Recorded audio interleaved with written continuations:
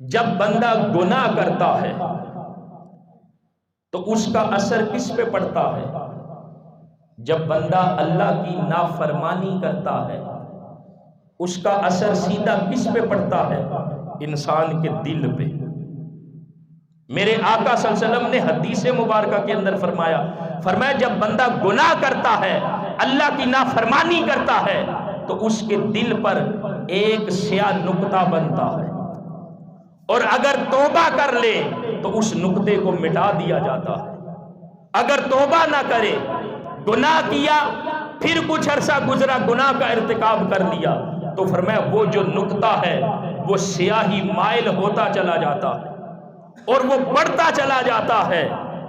اور جب اس قدر دل سیاہ ہو جاتا ہے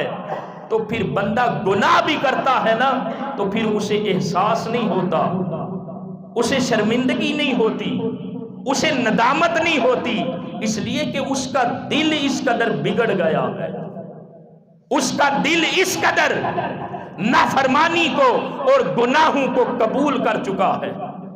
اور جب وہ سیاہی مائل ہو جاتا ہے، دیکھیں نا، اس کو مثال سے سمجھے، ایک چادر ہو نا سفید رنگ کی،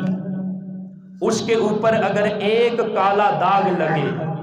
تو اس کو مٹانا آسان ہے، اسی چادر کے اوپر اگر زیادہ داغ لگا لیں تو پھر اس کو مٹانا مشکل ہے۔ کسی نے کیا خوب کہا، یہ جو زندگی ہے نا اس کے بارے میں، کہ چٹی چادر پنبلا والی، داغ نہ لاوی جنیا، چٹی چادر پنبلا والی، داغ نہ لاوی جنیا، پھر نہ آکھیں حشر دہاڑے، اے میرے نال کی بنیا۔ تو جب بندہ خدا کی نافرمانی کرتا ہے تو اس کے دل پر سیاہ نقطہ بنتا ہے، اور اگر توبہ کر لے تو اس نقطے کو مٹا دیا جاتا ہے،